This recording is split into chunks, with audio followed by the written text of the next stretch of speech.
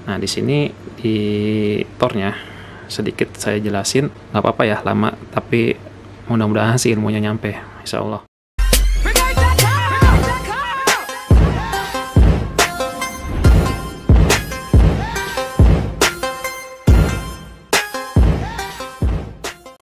Assalamualaikum warahmatullahi wabarakatuh. Jumpa lagi di channel Ojit85, sobat-sobat YouTube semuanya, para teknisi yang masih belajar juga seperti saya.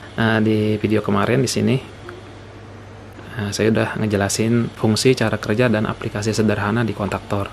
Rasanya nggak lengkap kalau misalnya saya nggak ngebahas lebih jauh lagi soal aksesoris kontaktor yang biasanya kita pakai sebagai pengaman untuk motor biasanya ya, yaitu thermal overload relay, atau yang sering disebut oleh para teknisi itu overload.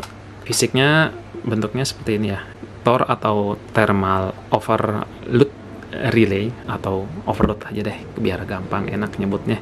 Fungsinya overload ini ketika ada arus berlebih yang ada di motor, arusnya ini akan memberikan efek panas. Di sini ada semacam thermal ya, bimetal, atau boleh dibilang tuh kayak apa namanya, lempengan besi.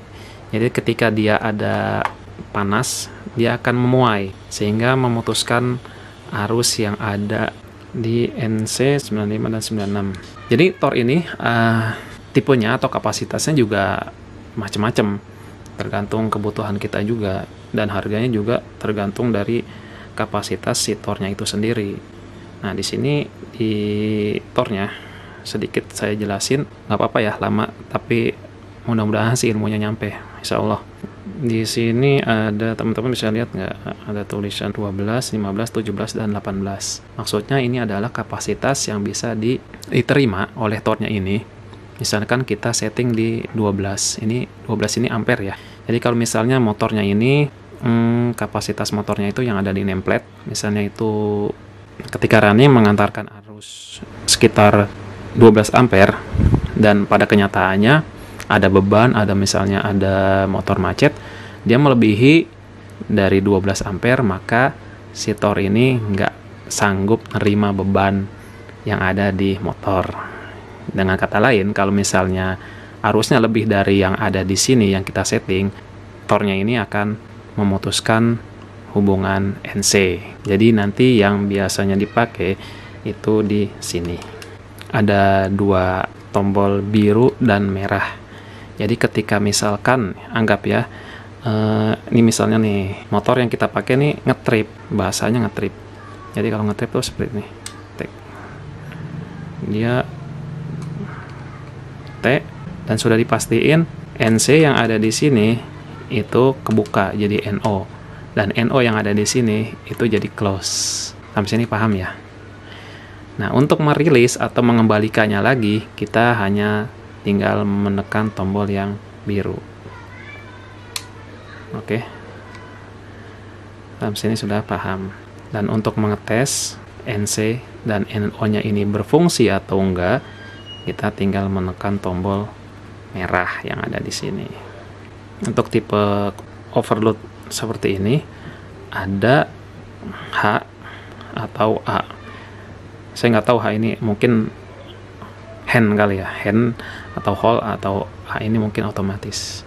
Defaultnya atau standarnya ini posisinya ada di H. Kalau misalnya kita menginginkan si TOR ini bekerja otomatis, kita tinggal turunkan saja. Tapi ini jarang sekali dipakai. Apa sih bedanya posisi A dan posisi H?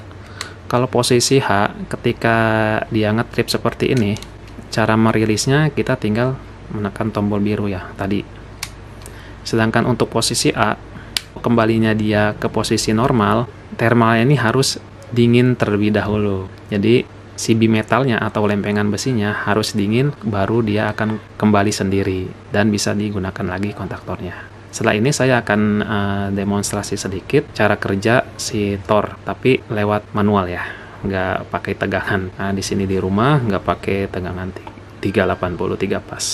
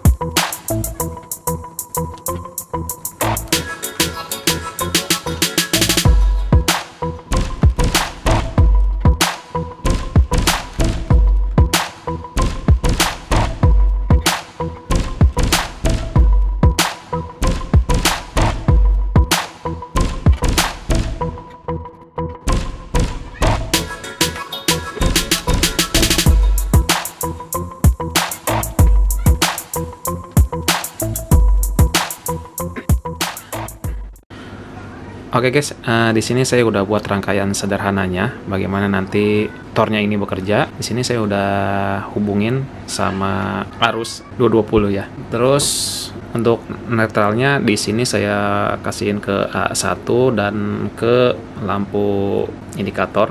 Terus A2-nya dari NC96 ke NC95 dan saya jumper ke NO97. Di sini saya ambil arus pasnya dari sini ya, dari PLN, dan untuk NO-nya yang kabel warna putih ini ke lampu indikator. Sederhananya ilustrasi yang mungkin nanti terjadi ini diaplikasikan ke motor ya. Ketika nanti motor yang kita pakai ini tiba-tiba macet atau misalkan arusnya berlebih, kita setting ke yang lebih rendah daripada motornya, nanti si tor ini akan bekerja dan akan mematikan arus yang masuk ke inti coil yang ada di kontaktor. Jadi dengan kata lain, kita akan coba berikan arus ke kontaktornya, dan dalam keadaan normal kontaktornya ini langsung on ya. Saya nggak berikan saklar. Lampu indikator ini saya pakai nanti sebagai indikator kalau misalkan motor ini trip. Jadi ada sinyal ke teknisi kalau misalkan lampunya nyala bahwasanya ada motor yang mengalami kendala. Untuk posisinya, posisi di H sini kita akan tripkan secara manual dan kontaktor akan mati. Kemudian lampu indikator akan menyala.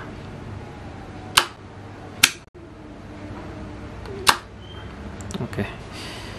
Di sini sudah ada simbol T, kontaktor mati. Arus yang ada di 3 pas ini putus, motornya berhenti berputar, dan lampu indikator ini tetap menyala sebelum kita merilis tombol warna biru. Nah, kalau misalnya semuanya keadaan sudah diperbaiki, permasalahan sudah dicari, sudah dikondisikan kembali, baru kita rilis dan motor bisa digunakan kembali.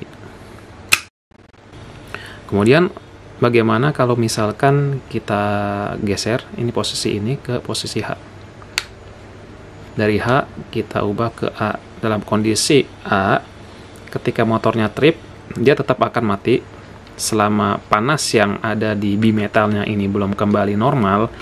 Kontak yang ada di NC ini tidak akan ketutup lagi, masih dalam keadaan terbuka. Kalau misalnya bimetalnya ini sudah dingin, dia akan terkoneksi kembali dengan sendirinya tanpa kita harus merilis tombol warna biru ini. Jadi mungkin ilustrasinya seperti ini ya. Seperti ini, dalam keadaan panas, masih panas, dan tunggu mungkin beberapa waktu lah sesuai dengan suhu yang ada di bimetalnya. Nah, ketika sudah dingin, merilis sendirinya gitu, tanpa harus menekan tombol warna biru. Jadi mungkin seperti itu ya cara kerja thermal overload ini. Baik teman-teman, demikian tadi penjelasan singkat tentang thermal overload relay yang biasa diaplikasikan ke kontaktor sebagai protektor ke motor atau misalnya ke beban yang lain. Terima kasih, mudah-mudahan bermanfaat. Tunggu video saya selanjutnya. Saya Ocit pamit undur diri. Assalamualaikum warahmatullahi wabarakatuh.